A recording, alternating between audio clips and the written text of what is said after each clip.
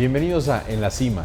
En esta ocasión hablaremos con el ingeniero Héctor Ovalle, presidente del Consejo de Administración de Coconal. Empezamos.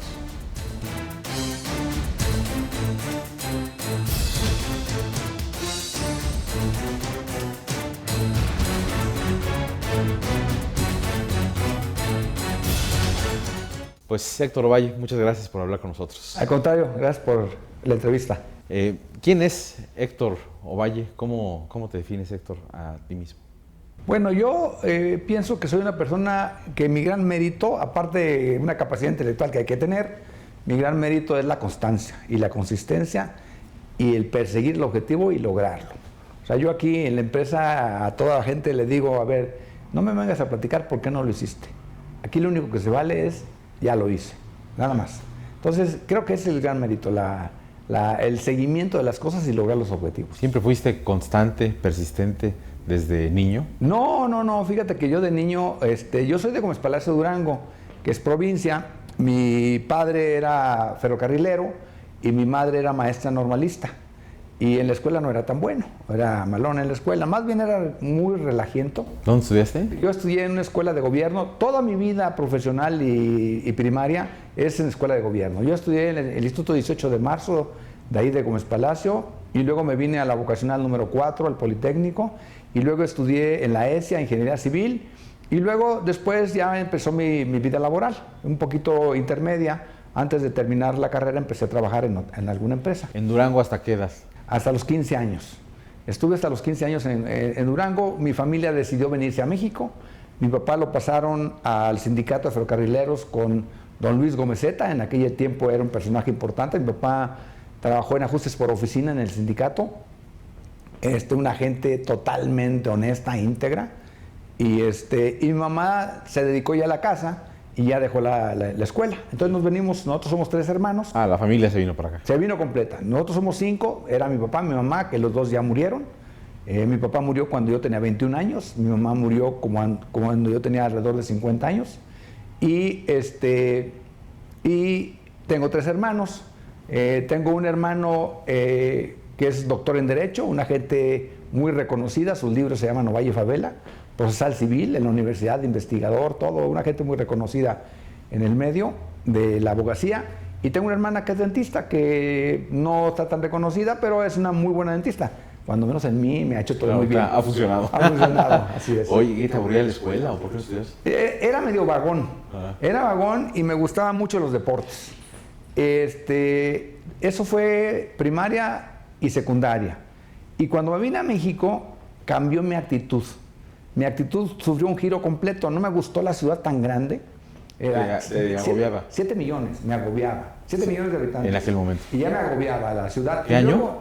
Luego, yo llegué aquí más o menos en el 66 llegué aquí. Entonces me agobiaba mucho la ciudad, el tamaño de la ciudad, el que no conociera a la gente, un poquito la maldad de la gente.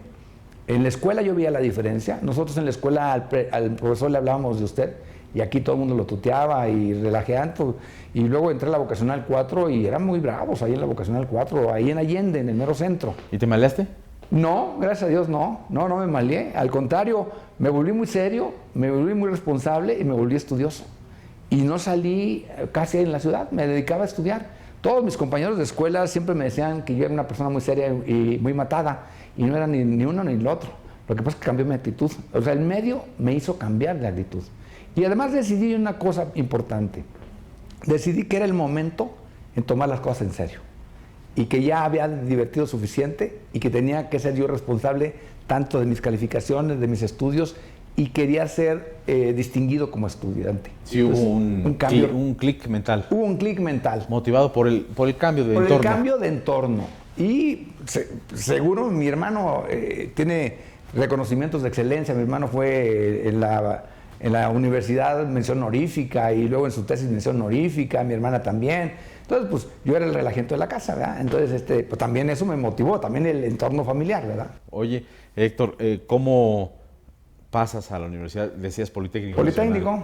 ¿Y por qué eliges ahí? Es tan circunstancial como mi vida. Cuando yo me vengo a México, cambia el régimen de vocacional y preparatoria, lo pasan a 3 años. Y yo, como no era así muy buen estudiante, dije, no, yo no voy a estudiar 3 años. Me fui a la prepa número 7, ahí en Insurgentes, a hacer el examen, y eran 3 años de preparatoria. Entonces fui al Politécnico y eran 2 años de preparatoria, y dije, aquí, ahí, donde eran 2 años. así de sencillo. Y luego, te voy a decir, yo estudio vocacional físico-matemáticas en la 4, y decido irme a ingeniería mecánica.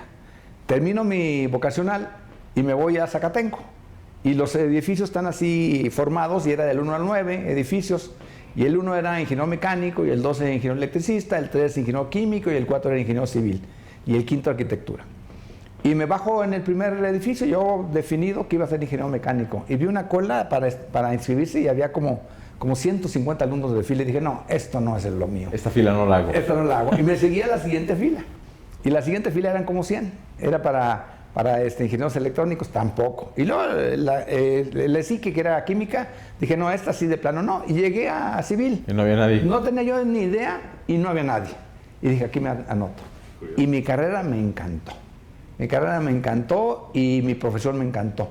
Y luego, terminando la carrera, yo quería estudiar una maestría de estructuras. Yo quería estudiar estructuras, me encantaron las estructuras, el diseño analítico de estructuras. Y yo estuviera diseñando edificios y construcción de edificios, ¿no? Pero pues me metí a trabajar y me encantó lo que hacía. Me mandaron fuera de México. ¿A dónde? Entonces, mi primer lugar a donde estuve fue en Villahermosa, Tabasco, primero. Y luego de ahí me fui a una ciudad enorme que se llama El Triunfo, Tabasco, como de 100 personas. Y ahí viví 2 años en El Triunfo, Tabasco. ¿Haciendo? Haciendo drenes y canales y desmontes para zonas agrícolas, con una lluvia intensísima, con moscos por mayor. Todo el tiempo hay moscos. Con nada que hacer, nada que hacer. El dinero lo cobrabas y lo guardabas porque pues, no había nada que comprar. Se llama El Triunfo, Tabasco. Eso está entre los límites entre Tabasco y Guatemala. De hecho, nosotros nos metíamos a Guatemala, ahí a las mojoneras que limitan la zona. Entonces ese fue mi primer trabajo y me encantó. Difícil porque de repente yo razonaba y decía, para esto estudié, para estar aquí. Sí. El teléfono era todavía de... ¿Solo o casado? Solo. A los 23 años ya estaba yo fuera de mi casa, después de que no había salido nunca de mi casa. ¿Y la maestría esa no la hiciste? No la hice. ¿Te metiste a chambear? Me metí a chambear. Incluso mi tesis la terminé 3 años después de que ya estaba trabajando. Pero tuve una gran ventaja en mi primer trabajo porque siempre me quedé solo. O sea, nunca tuve jefe inmediato. Entonces, desde mi primera obra me dejaron solo allá en Tabasco. Podías crear lo que tú... Y podía crear, y la responsabilidad me cayó 100% desde el principio. Y a empezar a conocer a los trabajadores, empezar a conocer el sistema administrativo, empezar a conocer la maquinaria, porque en la escuela pues no ves nada de esto. O sea, que... Tuviste tu empresa, tu laboratorio empresarial. Tuve mi laboratorio empresarial, pero con mucha responsabilidad. Y oye, luego... ¿quién marca tu vida en esa etapa? ¿De estudiante joven o de niño? Bueno, mira, de niño mis papás, sin duda. De estudiante tuve un maestro en la licenciatura, en el Politécnico, que me marcó muchísimo, que se llama Carlos Magdaleno, todavía sigue dando clases, y él me volvió adjunto de él. Entonces eso marcó mucho, y él daba estructuras, estabilidad, no sé hoy cómo le llamen. Es que cuando das clases aprendes realmente, ¿no? Sí. No, yo calificaba exámenes, me tocaba calificar exámenes con él. Entonces, eso me dio más seriedad, más metido en el estudio, más... Y luego regreso un poquito al trabajo y cuando me voy al trabajo yo siento que es una combinación entre el relajamiento joven y el estudiante posterior. Y entonces ahí se hace una muy buena combinación. Ya. No es fácil cuando uno piensa, y eso es algo que sí quiero decir, cuando uno piensa en un chico que estudia en escuelas públicas, que llegue a presidente del consejo de una empresa tan grande como Coconal, sí, que hoy tú presides, una de las constructoras más importantes, sí, de este país, que gana licitaciones pues, por aquí y por allá, y la gente muchas veces piensa que esto no es factible, pero sí lo es. ¿Qué lo permitió en tu caso? Mira, lo permitieron varias cosas. Primero que mis papás, mi padre siempre fue muy serio y trabajador y honesto. O sea, él era muy serio, no hablaba casi, era muy introvertido, pero pues como dicen, las palabras ayudan, pero el ejemplo arrastra, y el ejemplo me arrastró de mi papá. Y mi mamá, que era maestra normalista, tuvo una lucha muy importante porque ella es de un pueblito más chico que donde yo nací, que se llama Santiago Papasquiaro, y ella se vino a Durango, a la ciudad, a estudiar maestra cuando no se acostumbraba, y luego se trajo un hermano y lo volvió licenciado. Entonces es producto del esfuerzo. Y luego se fue a trabajar sola a Gómez. Yo me imagino en aquellos tiempos. A Gómez Palacio. A Gómez Palacio. Y ahí se casó con mi papá y luego ya los dos, pues fue un ejemplo tremendo lo que nos dieron, ¿no?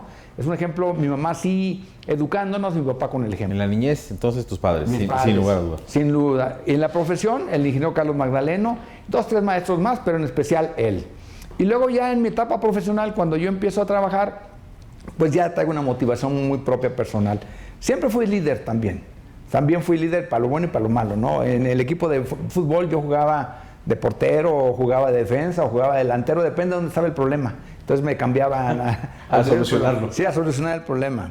Y luego después jugué básquetbol y también era líder. Y luego ahí, pues de repente ya ves, de estudiante de preparatoria y de secundaria, pues eran los golpes los que lideraban y también le entraba a los golpes. ¿Sí? También ¿Te iba me bien? tocó.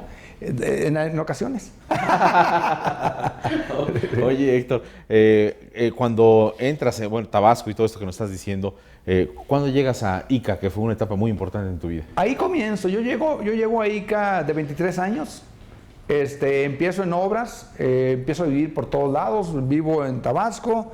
Después de Tabasco me cambian a Tamaulipas. Vivo en 2, 3 lugares de Tamaulipas. Ica ya era grande, ¿no? Ya era grande, ya era grande. Tal vez no lo que llegó a ser o lo que es, pero ya era muy grande. Éramos, no sé, yo desde los primeros años había asambleas y iba yo a las asambleas. Y era muy curioso porque las asambleas las hacían en el Teatro Insurgentes, antes de remodelar. O sea, que había mucha más gente. Yo te podría decir que entré a los 23 y a los 40 ya era consejero de Ica. ¿Y quienes estaban en el presidium qué hacían? Era el consejo de administración. Entonces yo participaba ya en el consejo de administración. Y entonces pues, fue un honor muy grande, ¿verdad? De ser un chavo de comenzar de nada a llegar al consejo de administración de Ica. ¿Qué permitió eso? Porque mucha gente que te escuchará, te verá en este programa, pues dirá, pues sí, trabajó muy duro, pero seguramente pues conoció a las personas adecuadas en el momento adecuado, en el lugar adecuado. Es una combinación de cosas. También es cierto, también es cierto. Yo siempre digo que tienes toda la razón y que además se necesita un pellizquito de suerte. Sí. Como todo, tuve jefes buenos, jefes malos, me peleé con algunos, con otros fui muy bien, pero yo diría al final de cuentas pues son los resultados. O sea, al final de cuentas fueron los resultados. Me llegaron a meter a proyectos donde nos iba muy mal y los mejorábamos, siempre terminando con calidad, siempre buscando terminar a tiempo, muy dedicado, leyendo los contratos, leyendo mis obligaciones, leyendo especificaciones, porque es muy fácil en construcción volverte sobrestante y no es que desprecies sobrestante, pero el sobrestante es sobrestante y el ingeniero es ingeniero. Y el ingeniero está para pensar, sí, y el sobrestante para hacer cosas. Y ahí en el campo es muy fácil que te vayas por el lado a hacer cosas. Y no te pongas a... Y dejes de pensar. Y dejes de pensar. Yo... Es un riesgo. Es un riesgo muy serio. Y tengo amigos que así les pasó. Compañeros que iniciaron conmigo, ¿no? Entonces, pues estuve 25 años en ICA muy contento hasta que se cerró mi ciclo en la ICA, pero pues muy honorable haber llegado uno de los más jóvenes vicepresidentes de ICA y uno de los únicos 2 politécnicos miembros del Consejo de Administración de ICA.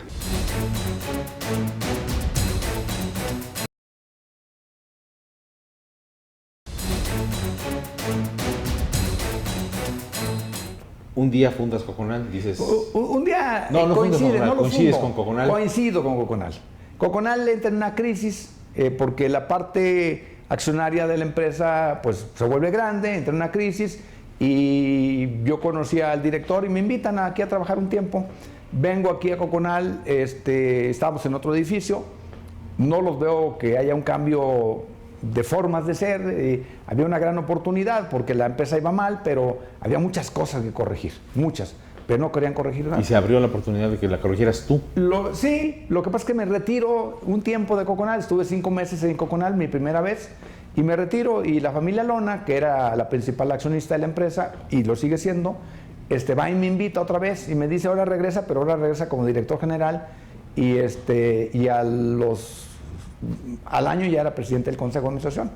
Entonces, reorganizo, me dedico a reorganizar. Vivimos 3 años muy difíciles y en 3 años le dimos la vuelta a Coconal. ¿Ya del año 2000 o antes? En el año 2000, exactamente. En el año 2000 yo llego a Coconal, facturábamos 300 millones de pesos en ese entonces y ahorita estamos facturando 6.500 millones de pesos en 15 años. Claro, le dimos un cambio fundamental. Muy importante. ¿Extrañas Durango? sigo yendo a Durango, ya no, porque mi visión ya cambió. O sea, siempre tuve la idea de regresar a Durango. Mi esposa también es de Durango, es mi gran compañera. Yo creo y digo siempre que el reto más importante es mantener el matrimonio. Es el reto de la vida, para mí es el reto de la vida. Y gracias a Dios sigo con mi esposa, tengo mis 3 hijos, los 3 son profesionales. Entonces, sí, me gusta Durango, voy a descansar. Voy 2, 3 días y me regreso. Y hice una casa para irme a vivir y ya la estoy vendiendo, porque ya yo soy de aquí. ¿Te quedaste acá? Yo soy de aquí, del DF ya. ¿Te gusta ser empresario? Me encanta ser empresario. O sea, me encanta el cambio que pude dar, porque muchas veces, mucha gente en tu camino te va poniendo etiquetas. Entonces, de repente alguien me dijo algún día, no, pues es que tú eres puro constructor. Y entonces yo le decía, pues ponme en la administración, dame el reto de ponerme en la administración, ¿no? Y no me gustaban las etiquetas, entonces me fui cambiando de áreas de tal forma y coincidía que la ICA necesitaba cambiarme de áreas y al final estuve en una etapa que duré alrededor de 10 años en concesiones de autopistas y eso me dio, desde mi punto de vista, una calidad de empresario que no tenía. Entonces me metí a toda la parte jurídica, sé leer contratos, sé negociar contratos, me metí a la parte fiscal, sé de qué se trata la parte fiscal. Digo, si me ponen a hacer test no me las sé hacerlas, ¿no? Pero sé de qué se trata y cuál es el espíritu. Desde el principio me metí a la contabilidad, sé de contabilidad también. Entonces yo te sé leer hoy un balance de un estado de resultados y un cambio de posición financiera. Entonces, soy un empresario y me encanta. En esta industria, Héctor, hay mucha corrupción. Sí. ¿Cómo evitarla? ¿Cómo lograste? Porque llegar a ser lo que es esta empresa es que seguramente has visto mucho y evitado el doble. Sí, y desafortunadamente la corrupción no se ha terminado con la apertura democrática del país. Yo creo al contrario. O sea, anteriormente había, pero no tanta. Creo que hay mucho más hoy. Se multiplicó. Sí, se multiplicó. ¿Y qué haces con eso? Como constructor. Tienes que convivir un poco con ello, evitándolo al máximo. O sea, créeme que esa es la parte que no me gusta de esta vida de empresario. Yo sé muy bien que todos los países tienen ese grado de corrupción. O sea, he viajado, gracias a Dios, por el mundo. He podido ir a ver a diferentes lugares, tratando de ver infraestructura, tratando de ver cómo son las empresas, a qué se dedican, y en todos lados hay. En todos lados hay, pero estamos viviendo un momento dificilísimo ahorita. Yo creo que estamos llegando a crisis en el país. Tienes que poner estándares muy estrictos. Muy estrictos. O sea, yo no juego con intermediarios, nunca. Mi trato es personal con todos mis clientes. No aprovecho porque aquí llega 1000 gentes a tocar la puerta y decir, yo conozco a tal, yo soy Juan Camaney. Te voy a conseguir un contrato. Así es. Y no, nosotros todo lo ganamos en obra pública, todo lo licitamos en concursos y todo lo hacemos en concursos y entonces evitamos al máximo. Debo reconocer que no es cero, pero sí te puedo decir que no somos de ninguna manera una empresa que se dedique a eso. Nosotros nos recomendamos por hacer las obras bien, por cumplir en tiempo y por buscarle la parte social a la obra. Es una lucha diaria entonces. Es diaria, es de todos los días. Oye, Héctor, yo siempre he pensado que en cualquier industria uno aprende mucho de los trabajadores de base. Sí. Y quisiera preguntarte qué has aprendido tú a lo largo de tantos años de albañiles, maestros de obra, contratistas pequeños que seguramente has visto mucho de sus actitudes sí. y su tesón en el trabajo. A mí me enseñaron, cuando comencé jefe de frente tenía más contacto con la gente. El jefe de frente es el ingeniero recién recibido que te mandan al campo, ¿no? Y yo comía con la gente en el campo y convivía con ellos, nunca fuera del trabajo, porque también ese es un error, convivir fuera del trabajo, porque se pierde el respeto y la relación. Y me enseñaron a trabajar. Ellos fueron los que me enseñaron a qué era topografía, a cómo abrir una brecha, a cómo meter un tractor, a cómo manejar en el campo. O sea, ellos fueron mis maestros. Tengo 3 sobrestantes que recuerdo muy gratamente, que yo no sé si hoy vivan porque ya no mantuve la relación con ellos, pero uno le decíamos Pagua y el otro se me fue el nombre ahorita, y Próspero el tercero, y ellos 3 me enseñaron a todo lo que yo sé de campo, los trucos de la gente, cómo atender a la gente, me enseñaron la parte humana que hay que tener. Y yo lo que rescato de todo eso es que yo hoy me fijo en la gente de campo. La gente de campo comienza muy joven y no sabe que esa parte de la vida es donde está mejor físicamente uno, y no se cuidan, no se ponen casco, no se ponen lentes, no se ponen protector para el polvo. Son sujetos de accidentes. Son sujetos de accidentes y se les va acabando la vida. Yo he visto soldadores que trabajaron conmigo que ya no tienen vista. Y eso no lo saben. Y yo sí cuido esa parte en la empresa. O sea, estoy atento y cada vez que voy al campo, que sí procuro ir una vez a la semana al campo, a una obra de entrada por salida, voy y les digo, oye, no, esto así, esto así, esto así. Cuidarse, sí. Y ¿dirías que el valor más importante o uno de los valores más importantes de Cojonal es el cuidado de su gente? Sí, yo pienso que ese es el valor más importante. Yo creo que la parte humana de la empresa no se debe perder nunca. O sea, si yo tengo un trabajador enfermo, voy yo con recursos humanos y le digo, oye, está atento. Y más si es una gente cercana a mi núcleo de trabajo, siempre estoy atento. O sea, si se enfermó, si su familia tiene problemas, oye, velo así, velo allá, ayúdale con esto, ve esto. O sea, siempre estoy atento. Creo que esa es la parte que la gente reconoce en uno, la parte humana. Te percibo muy completo. Es algo que no es común. Y te quiero preguntar sobre tus hobbies, sobre tus aficiones actuales, sobre tu vida más allá del trabajo. Bueno, yo podría decir que tengo básicamente dos vidas. La vida empresarial, que es esta que estamos platicando, y la vida familiar. El resto de mi tiempo lo dedico a mi familia.